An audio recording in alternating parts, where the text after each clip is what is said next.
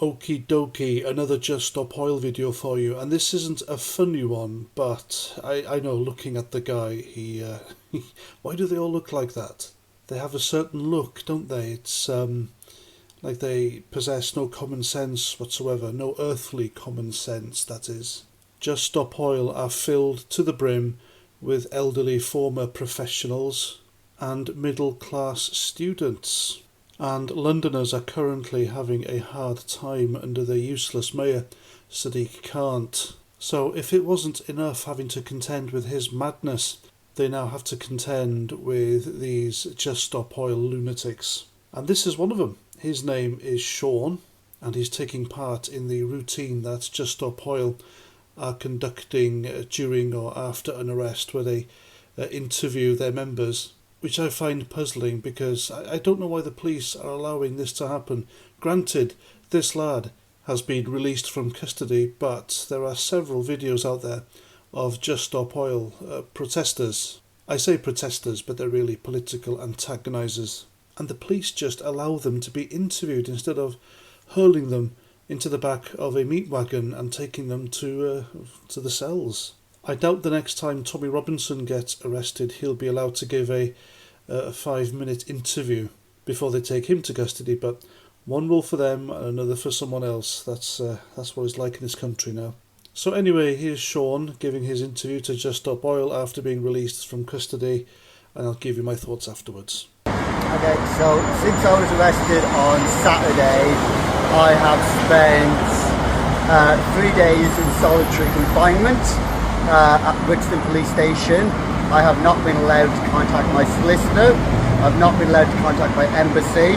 I've not been allowed to have a shower or to go outside or to change my environment. All things you're supposed to have while in care.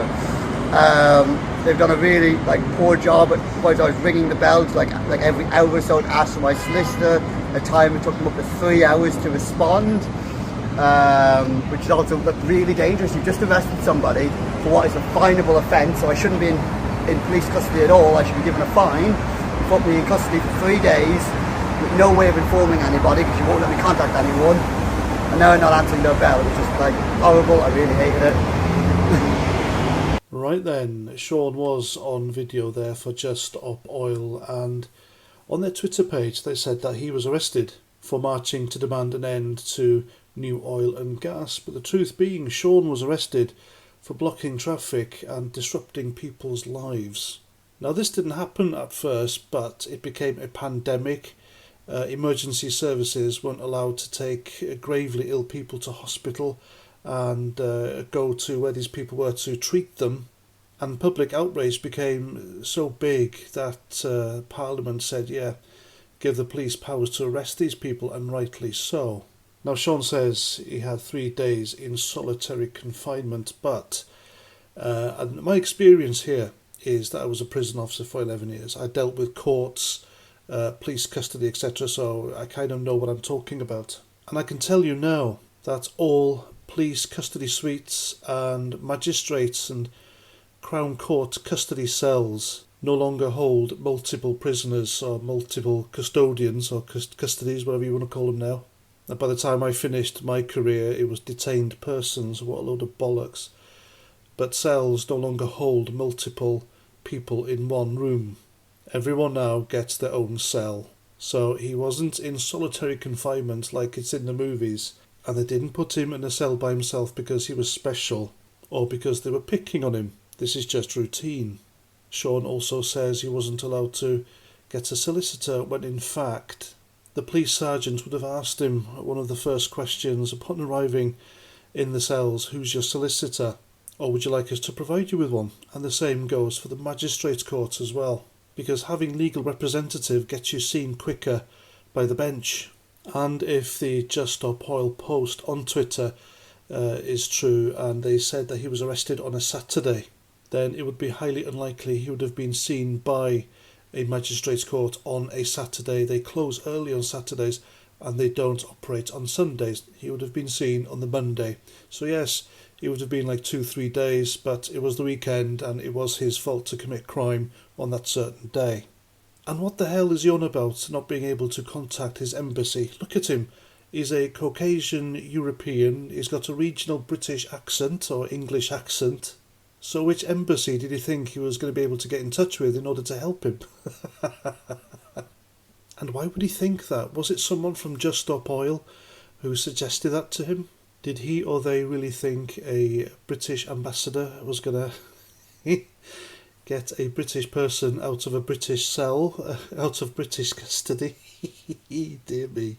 And also, poor Sean said he wasn't allowed to have a shower and go outside and change his surroundings. Well, prisoners or detained persons, whatever the hell you want to call them now, because of their short time expected in custody, they're never given any opportunity to have a shower or have a walk outside. You will have a basic toilet and a basic sink, and that's it. And even if there were shower facilities in a police custody and a magistrate cells, they don't have the staff. The next time you'll have a shower, if you're very unlucky, is when you get to prison. And lastly, Sean says that he should have been taken care of better because he was in care. Well, he wasn't in care, he was in custody. And he was in custody because he was under the suspicion of having committed or having been charged with a crime.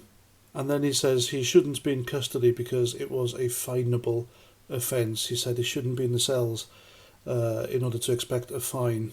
Well, that's because an organisation like Just Stop Oil is so disruptive, and the public outrage against these people is so intense that the authorities must be seen to be taking these people seriously, arresting them, due process through the courts and fined. They can't allow you to roam the streets, give you a fine on the spot, because you'll continue doing it and you'll do it again. And in my view, this is the proper way of doing it. Of course, in the back of my mind, I know exactly how I deal with these people. And it wouldn't be a poxy little fine either. But there we go, I'll keep that to myself. And that's that. That's my video. I hope you like. Please let me know what you think in the comments. And until the next time, have a great Sunday. And Roger Trout.